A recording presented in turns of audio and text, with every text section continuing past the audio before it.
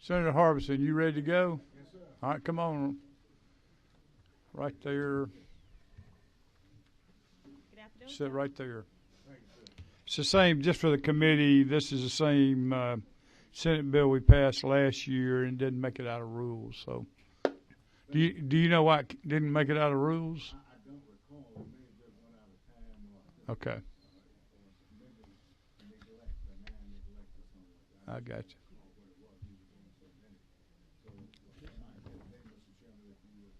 And the members of the committee as to consider the passage of this bill today.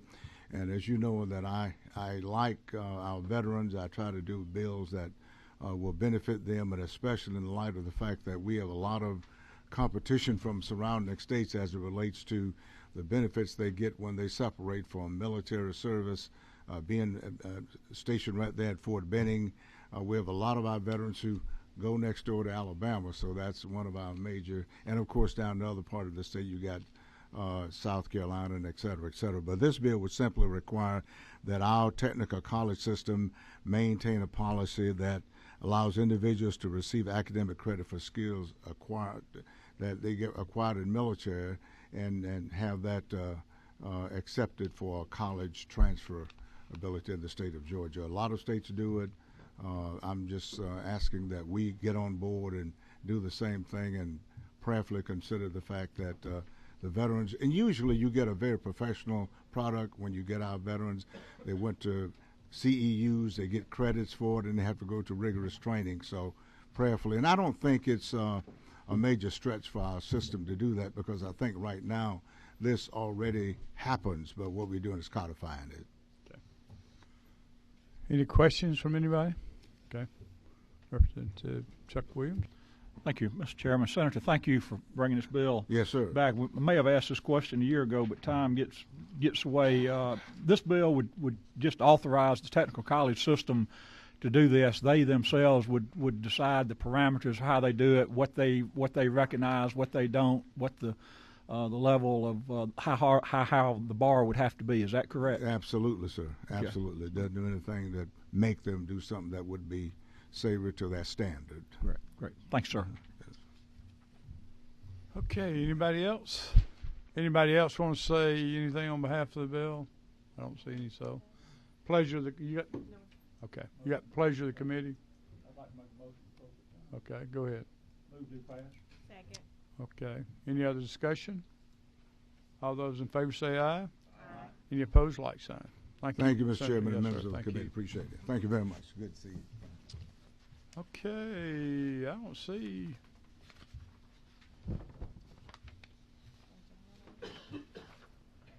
Senator Hill, I guess he got the message. You want to? Okay. We'll stand by just a minute, see if we can get Senator Hill up here. So.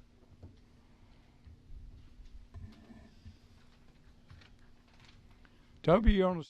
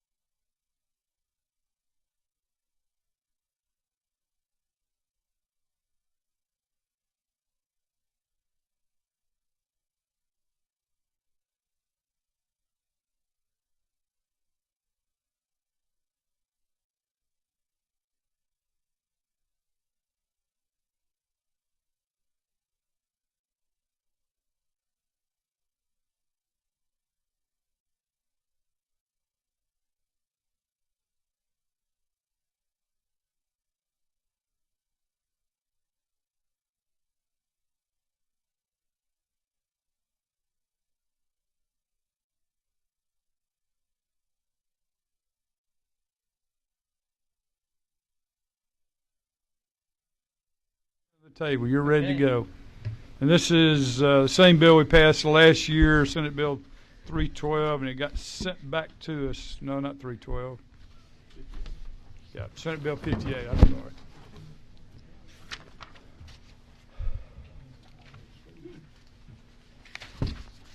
Thank you, Mr. Chairman, members of the committee. I think y'all might have passed this bill 3 times out of this committee, but I appreciate you giving another chance very much. This was an idea I had in my first year about trying to get members of the General Assembly more involved in their communities in terms of finding candidates that would be willing to serve our country. And it came to me from a friend, and recognizing the great value I got out of serving the country, both from just the intrinsic value and the leadership value as well. And you know, a lot of kids like me, I was not automatically pursuing service. It sort of came to me. And if a kid wants to go to college, but he may not be able to get above the capacity to get in because it's so competitive to get in these days, but he or she is willing to serve, then we could advocate on their behalf. Obviously, this is not a binding law, so the university system would still, of course, make the decision as to whether the candidate would be accepted or not. But if we as a member of the General Assembly were willing to help that individual get signed up for ROTC and then write a letter of recommendation and work with the university system, we might be able to help that person get into the college. So that's really the crux of the bill. Okay, any questions? I know Chairman Knight, you just got here, and Representative Mabry. Yes, thank you, Mr. Chairman. Senator Hill, where did you attend high school? I went to Westminster in Atlanta. Could you go, I guess, how did you go into your career of serving our country? Could you sort of explain, sort of go into a little specifics on how this could help, given your situation or other situations? Well, I got recruited for football, so to go to Army and Navy. But I was not going to pursue, I wouldn't have probably thought to pursue service to the country otherwise. But because that opportunity availed itself, I got to benefit from it. And now looking back, if we could be helpful in encouraging people within our community to join the service, that child or that young adult who wasn't thinking of going in that direction and having been encouraged to will look back upon it favorably would be my point of doing this. And I think, and then of course also it helps our community for people that are willing to serve. Thank you for your service. Thank you. Okay, any other questions? Anybody, university system or Board of Regents, y'all pretty neutral on this? You two weren't here last year, but nobody else? Okay. Are you going to speak for or against it? Okay, question. Thank you. Senator, again, this may have been addressed in previous years, but in your work on this bill, do you know whether or not within the university system, whether or not the legislature, the governor, folks speaking up, is that an allowed factor that the university system in its admissions processes can factor in, or has there been any discussion with the university system about how they would actually view these recommendations or endorsements? There's been maybe a little bit of discussion on it, but in terms of, do you mean, I said it's not binding, so it's totally up to the university system as to whether they want to honor the work of the individual General Assembly member and, you know, their work on behalf of that candidate. But I think, again, it would be a very positive recommendation that they would look at. So it's not binding, but I think it could have the ability of through time, having a larger impact. Follow up, Mr. Chairman. Sure. And that's really what I was trying to get to is before we put students through the process of asking for the recommendation, before we put legislators through the process of making the recommendation, if for some reason the university system says, well, this is great, but under federal whatever, that's not something we can consider in the admissions process. I would just like for us to try to know if they're not going to be able to view it, as they consider admissions before you and a lot of other people spend a lot of time on that is really my question. Well, and that was, I brought the bill forward, hoping they would say yay or nay in the process, and I have not had anyone from the university system say, you know what, this is not something that we want to have you pursue. So, I mean, if I'm seeing a nod back here from the university system folks. Okay. Good. Thank you, Senator. Yeah, I think lines 15 through 18 representative takes care of your concern. Okay, the favor of the committee at this point. I got a motion. I hear a second. Any other discussion? All in favor say aye. Aye. Any opposed, like sign. Thank you, Senator. Thank you, Mr. Chairman. I'm sorry? Earl Earhart. He's a nice guy. He is a nice guy, a nice man from Cobb County. Yeah. Thank y'all. Yeah. I second that. Senator Hill, you want to see if you can get Senator Bethel back in here? You got him? Okay. All right, good.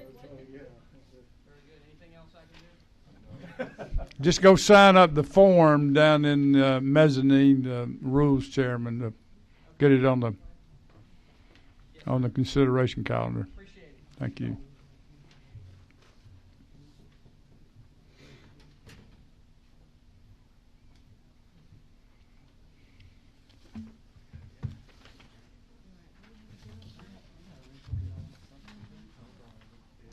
Do what?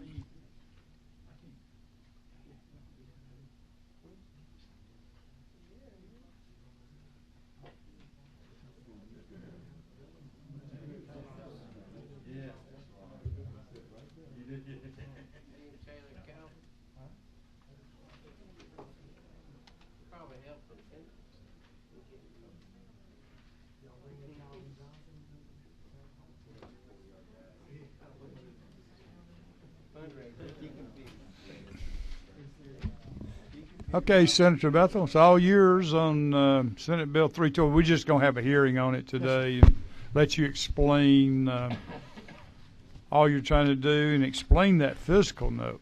All right, I'll do my best. Thank you, Mr. Chairman. Mr. Chairman, members of the committee, the Senate Bill 312 is really an attempt, I think, to fulfill the dual promise of the Hope Scholarship. As someone who was in high school when Governor Miller passed the Hope Scholarship Program and benefited from it personally, I remember the discussion being about retaining the best and brightest and providing a path to access for individuals in Georgia to higher education. You will all, or most of you will all remember 6 years ago when the Hope Scholarship Program and our lottery-funded programs were on the verge of insolvency, that we took the step of creating the Zell Miller Scholarship Program and then the traditional Hope Scholar. What the bill would do, and it's a little bit convoluted just because I think that's what Legislative Council is required to do to get us to some places sometimes, but it would establish what amounts to a floor for Hope Scholarships of $2,000, such that if your tuition was $2,000 or less per semester, or the hourly equivalent if you were not a full-time student, then your Hope Scholarship would be a 100% scholarship. It wouldn't be based on that floating percentage scale that we see. But in no event, and this is sort of going back onto the second page, lines 31 through 33, in no circumstance would the scholarship exceed the actual billed tuition rate. So that's sort of the way they had to do that to get it right, because not all schools have the same tuition structure within the system. The fiscal note, I'll point out, Mr. Chairman, to your point, came back at 8.2 to 10. I will, for purposes of our discussion, represent to you that it would almost certainly be on the lower end of that spectrum, because they have not, because the Regents decided not to impose a fee or a tuition increase this year, and this assumed a tuition increase, and so it should be less than that. And I will remind us all that those funds would not be state funds. They would be part of the lottery-funded programs. So one of two things would happen, or I guess three things. So there are reserves in the fund which could easily cover it.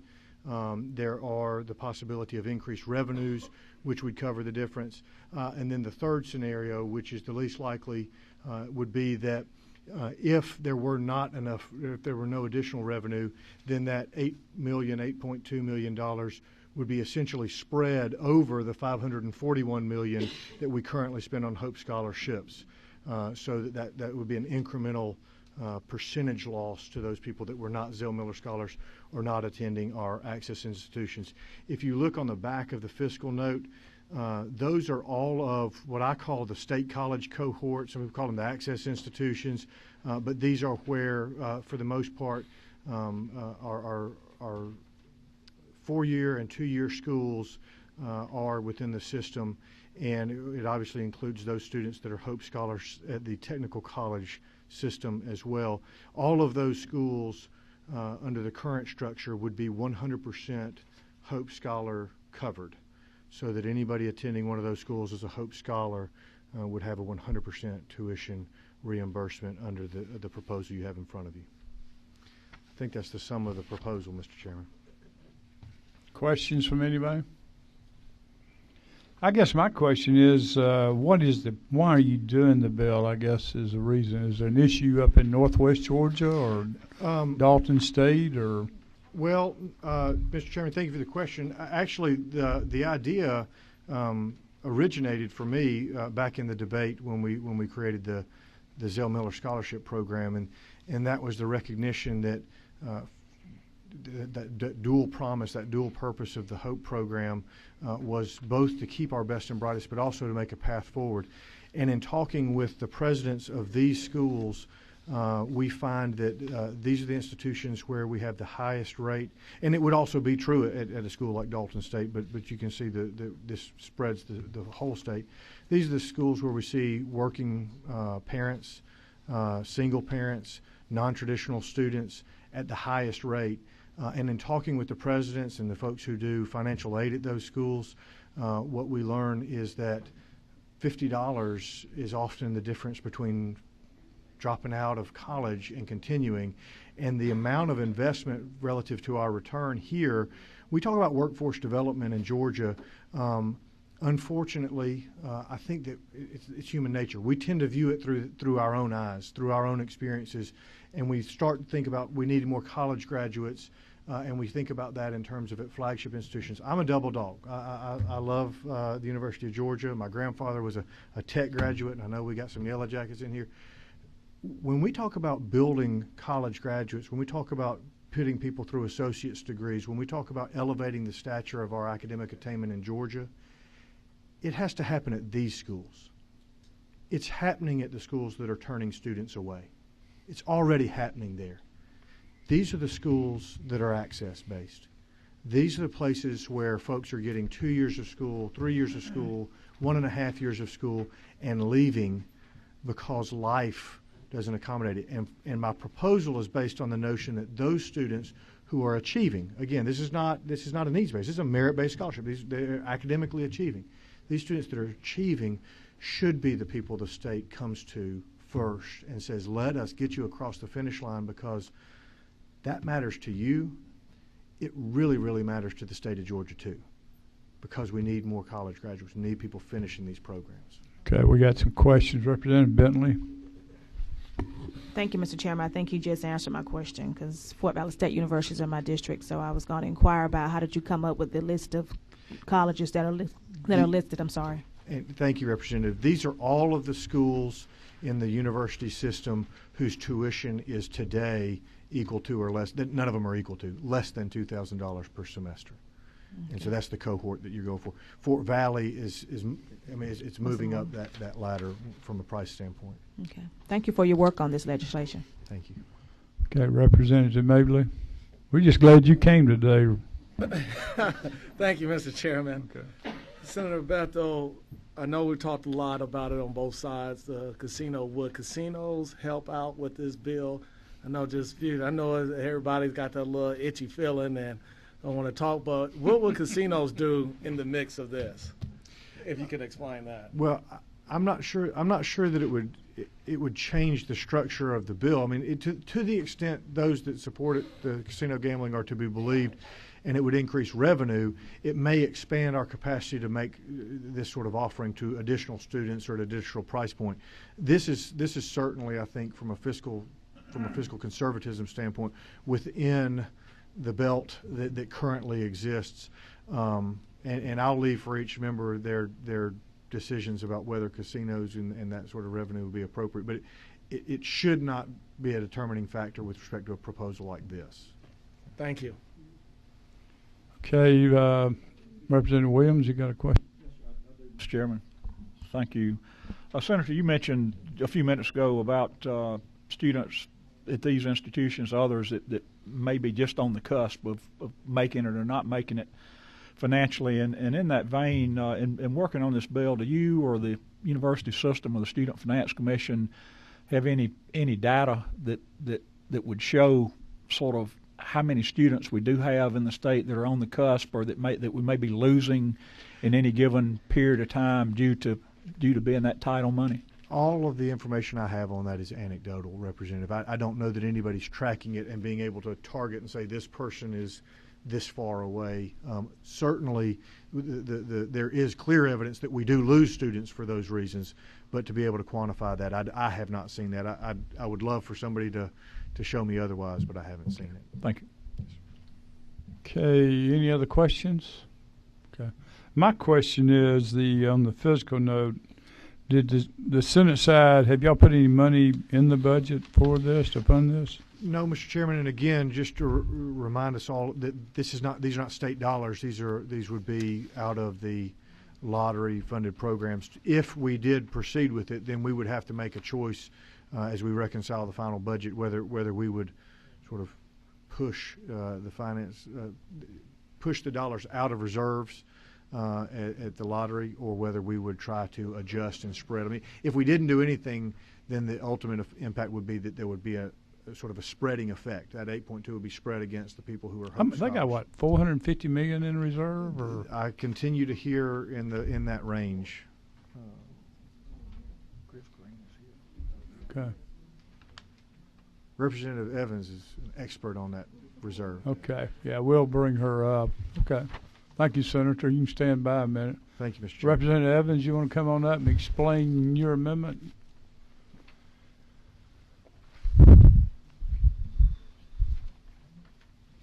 You have the amendment substitute to Senate Bill 312. So. Thank you, Mr. Chairman, members of the committee. The substitute is LC 336584S. I apologize for my hand signals back there. I was doing 9 because there's actually about $900 million in the reserves. Now, about $400 million of that is the reserve that we are required to hold by law, and then there's another $400 and something million that is there that we are not required to hold. And so I think it's fair to say that there would be enough there to cover this if we don't have new lottery revenues, which fortunately the lottery's health is good and continues to go up every single year. I appreciate you letting me speak to the substitute, which I've talked to Senator Bethel about, and he does not have any problem with it. He's smiling. As long as y'all agree to get the money. And what the substitute does on lines 27 through 30, what it does is expands the Zell Miller grant, which is what goes to our technical college students who right now have a 3.5. This would change it to say that if those technical college students who qualify for the Zell Miller grant if they obtain a 3.0. And not only does this help our technical colleges where we are seeing a decreased enrollment, it's documented decreased enrollment, and we know that we need the technical college enrollment to go up to help fill our skills gap. So not only would it help that, but it also would be an issue of making sure that we are treating students the same. And what I mean by that is if you were to pass Senate Bill 312, which I think is a fantastic idea and I fully support, but if you were to pass Senate Bill 312 without the language that I just mentioned, you could, I'll back up and say this 312 covers scholarship students. Some scholarship students, Hope Scholarship students, go to our technical college campuses because they're working on associate's degrees. So you could have a scholarship student in the same classroom at the same college campus as a grant student with the same GPA 3.0. The scholarship student would be getting a full tuition award, and the grant student would only be getting a percentage tuition award. But if you were to add the language in the substitute, then as long as a student has a 3.0, whether they're at a technical college campus or an access college campus, they will have a full tuition award. And so the dual purpose for the amendment there. And if that doesn't make sense, I can try again. I know it gets, when we start Okay. talking about Zell, Miller, Hope. Yeah, Representative Mabry has a question. Thank you, Mr. Chairman. Thank you, Representative Evans. I think this is a great idea. Just a quick question. If we drop it from a 3.5 to a 3.0, do we have enough money to cover the additional students? We do. The estimated financial impact of the substitute, the addition of those students, 3.0 students in technical college, is $4.9 million.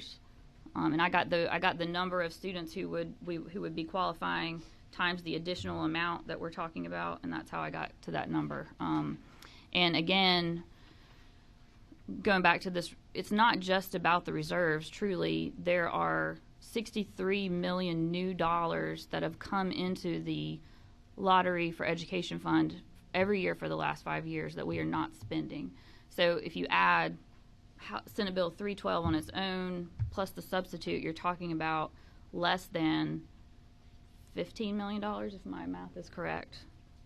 And so in new dollars, we could pay for it. But certainly, even if we have a year where the revenues dip a little bit, as Senator Bethel said, we've got a very healthy reserve.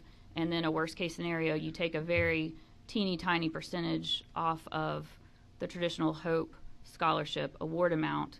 In no way would either Senator Bethel's bill or my substitute put us in a position like we were faced in 2011 where we had made promises that we couldn't keep. It Okay. wouldn't happen. All right, perfect. Thank you. Representative Bentley? Yes, sir. Thank you, Mr. Chairman. Representative Evans, in my district, I have a center in one of my counties that's associated with a technical college.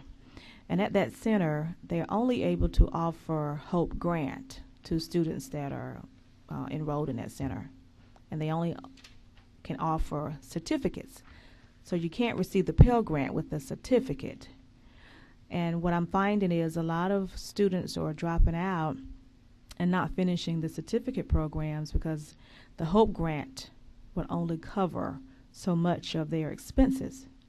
So would your proposal help in that scenario? I think it would help dramatically. And just as Senator Bethel said is true at the access universities, even more so at our technical colleges campuses, the students are extremely price sensitive. They are the most price sensitive students in higher education, and right now they're the ones we need the most.